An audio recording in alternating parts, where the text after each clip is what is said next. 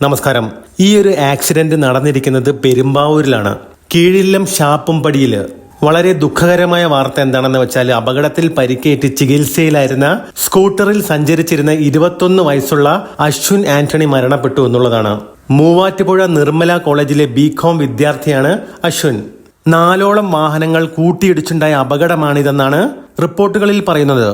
ഒരു white Swift ഡിസയറും Mahindra ടിപ്പറും പിന്നെ ഒരു റെഡ് സ്വിഫ്റ്റും ഒരു ഓട്ടോറിക്ഷയും ഉണ്ടെന്ന് പറയുന്നു. പിന്നെ അശ്വിൻ സഞ്ചരിച്ച റിവർ ഇന്ത്യ എന്ന ഇലക്ട്രിക് സ്കൂട്ടറും. മഹീന്ദ്ര ടിപ്പറിന്റെ മുൻവശം കണ്ടാൽ തന്നെ നമുക്ക് മനസ്സിലാക്കാൻ സാധിക്കും ഇടിയുടെ ആഘാതം എത്രത്തോളം ഉണ്ടെന്ന്. അശ്വിൻ മറ്റൊരു വാഹനത്തെ ഓവർടേക്ക് ചെയ്യുന്ന സമയത്ത് സ്കൂട്ടർ സ്വിഫ്റ്റ് ഡിസയറിൽ ഇടിച്ചതിന് ശേഷം മഹീന്ദ്ര ടിപ്പറിന്റെ അടിയിലേക്ക് പോയതാണെന്നാണ് കണ്ടവർ പറയുന്നത്. ഇടിയുടെ ആഘാതത്തിൽ ഡിസയറിന്റെ നിയന്ത്രണം വിട്ട് മറ്റ് വാഹനങ്ങളിൽ ഇടിക്കുകയും ചെയ്തിരുന്നു എന്നും പറയുന്നു. ഈ ഒരു സംഭവത്തിനെ കുറിച്ച് കൂടുതൽ ഡീറ്റെയിൽസ് ഒന്നും അറിയില്ല. പക്ഷെ ഇത് കണ്ടപ്പോൾ 1-2 കാര്യങ്ങൾ പറയണമെന്ന് തോന്നി. അതുകൊണ്ടാണ് ഈ വീഡിയോ ചെയ്യുന്നത് കേട്ടോ. ഞാൻ പറയുന്ന കാര്യങ്ങൾ ഒരിക്കലും ഒരു കുറ്റപ്പെടുത്തലായിട്ട് നിങ്ങൾ കാണരുത്. മാത്രമല്ല, ഞാൻ ഈ പറയുന്ന കാര്യത്തിന് അശ്വിന്റെ ആക്സിഡന്റുമായി യാതൊരു ബന്ധവുമില്ല. നിങ്ങളൊന്ന് ശ്രദ്ധിക്കാൻ വേണ്ടി മാത്രം പറയുന്നതാണ് കേട്ടോ. ഒന്നാമത്തെ കാര്യം, ഈ ഇലക്ട്രിക് വണ്ടികൾ നല്ല പവർഫുൾ വണ്ടികളാണെന്ന് മറ്റുള്ളവരെ ബോധ്യപ്പെടുത്താൻ ചെറിയൊരു വിഭാഗം ആൾക്കാർ ശ്രമിക്കുന്നതായി നമ്മൾ കണ്ടുവരാറുണ്ട്. കാരണം കുറെ കാലങ്ങൾക്ക് മുമ്പ്, അതായത് വർഷങ്ങൾക്ക് മുമ്പ്, പവർ ഇല്ലാത്ത വണ്ടി, സ്പീഡില്ലാത്ത വണ്ടി, കയറ്റം കയറാത്ത വണ്ടി എന്നൊരു അവസ്ഥ ഇലക്ട്രിക് വാഹനങ്ങൾക്കുണ്ടായിരുന്നു. അതൊരു വാസ്തവവുമായിരുന്നു. പക്ഷെ അതിപ്പോൾ അങ്ങനെയല്ല എന്ന് നമുക്ക് എല്ലാവർക്കും അറിയാവുന്ന കാര്യമാണ്. എന്നിട്ടും ഇപ്പോഴും പലരും ആ കാര്യം പറഞ്ഞു നടക്കുന്നുമുണ്ട്. അങ്ങനെ പറയുന്നത് ഇപ്പോഴത്തെ പിള്ളേർക്ക് നാണക്കേടാണെന്ന് പല രീതിയിലും നമുക്ക് മനസ്സിലാക്കാൻ സാധിച്ചിട്ടുമുണ്ട്. അതുകൊണ്ട് തന്നെ ഇലക്ട്രിക് വാഹനങ്ങൾ ഇപ്പോഴങ്ങനെയല്ല, വളരെ പവർഫുൾ ആണ്. പെട്രോൾ വണ്ടികളെക്കാൾ പവർഫുൾ ആണെന്ന് എല്ലാവരെയും ഒന്ന് കാണിക്കണം. സത്യം പറഞ്ഞാൽ ഒരിക്കലും അതിൻ്റെ ഒന്നും യാതൊരു ആവശ്യവുമില്ല.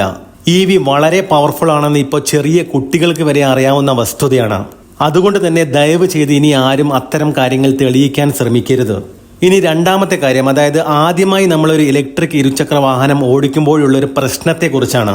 സ്വന്തമായി ഒരു ഇലക്ട്രിക് സ്കൂട്ടർ ആദ്യമായി വാങ്ങുന്ന ഒരു വ്യക്തി അതിനെപ്പറ്റി നന്നായി മനസ്സിലാക്കിയിട്ടുണ്ടാവും. അതിനെപ്പറ്റി ശരിക്കും പഠിച്ചതിന് ശേഷമായിരിക്കും വണ്ടി വാങ്ങിക്കുന്നതും പിന്നീട് അത് ഓടിക്കുന്നതും. ഒരു പുതിയ ഇലക്ട്രിക് സ്കൂട്ടർ കാണുമ്പോൾ പെട്രോൾ സ്കൂട്ടറുള്ള ഒരു സുഹൃത്ത് തീർച്ചയായും ഞാൻ ആ വണ്ടി ഒന്ന് ഓടിച്ചു നോക്കട്ടെ എന്ന് ചോദിക്കും. നമ്മുടെ ഭാഷയിൽ പറയുകയാണെങ്കിൽ ഒരു റൗണ്ട് തരുമോ എന്ന് ചോദിക്കും. നമ്മൾ വണ്ടി അതേപടി കൊടുക്കുകയും ചെയ്യും. സുഹൃത്തല്ലേ, EVയെ കുറിച്ച് കൃത്യമായി കാര്യങ്ങൾ മനസ്സിലാക്കാതെ പെട്രോൾ സ്കൂട്ടർ മാത്രം ഓടിച്ച ഒരു വ്യക്തി EV ഓടിക്കുന്നതും പെട്രോൾ സ്കൂട്ടറുകൾ ഓടിക്കുന്ന അതേ രീതിയിൽ തന്നെയായിരിക്കും. ത്രോട്ടിലൊക്കെ കൊടുക്കുന്ന രീതിയും അതുപോലെ തന്നെയായിരിക്കും. ഏറ്റവും കൂടുതൽ പവർ നൽകുന്ന മോഡിലിട്ടിട്ട് നമ്മൾ ഇത്തരത്തിൽ വണ്ടി ഓടിച്ചാൽ ആ വണ്ടി നമ്മളുടെ കയ്യിൽ നിൽക്കില്ല എന്ന കാര്യം തീർച്ചയാണ്. കാരണം ഇലക്ട്രിക് വാഹനങ്ങളുടെ ടോർക്ക് എത്രത്തോളം ഉണ്ടെന്ന് നമ്മളിൽ പലർക്കും അറിയാവുന്ന കാര്യമാണ്. അത് പെട്രോൾ വണ്ടികളെക്കാൾ എത്രയോ ഇരട്ടി കൂടുതലാണ്. പവർ മോഡുകളിൽ വളരെ പെട്ടെന്നാണ് വണ്ടി കയറി പോകുന്നത്. സത്യം പറയുകയാണെങ്കിൽ ഒരു ചാട്ടമാണ്. മാത്രമല്ല, ഇലക്ട്രിക് വാഹനങ്ങൾ ഓടിക്കുന്നതിന് ഒരു പ്രത്യേക രീതി തന്നെയുണ്ട്. അതുകൊണ്ട് ഞാൻ പറഞ്ഞു വരുന്നത് മറ്റൊന്നുമല്ല, അതായത് ഇതുവരെ EV ഓടിക്കാത്ത മറ്റൊരാൾക്ക് നമ്മുടെ വണ്ടി വിട്ട് കൊടുക്കുമ്പോൾ കൃത്യമായി കാര്യങ്ങൾ പറഞ്ഞു കൊടുക്കുക. തുടക്കത്തിൽ എക്കോ മോഡിൽ മാത്രം വണ്ടി ഓടിക്കാൻ പറയുക. ഓടിച്ച് എക്സ്പീരിയൻസ് ആയതിനു ശേഷം മാത്രം പവർ മോഡുകൾ ഉപയോഗിക്കാനും പറയുക. ഒരുപക്ഷെ ഞാൻ ഈ പറയുന്നതൊക്കെ പലർക്കും ബാലിശമായി തോന്നിയേക്കാം. എന്നാലും ഇത് ചിലർക്കെങ്കിലും ഉപകാരപ്പെടാതിരിക്കില്ല എന്ന വിശ്വാസം എനിക്കുണ്ട്. അപ്പോൾ അടുത്തൊരു വീഡിയോ ആയിട്ട് കാണാം.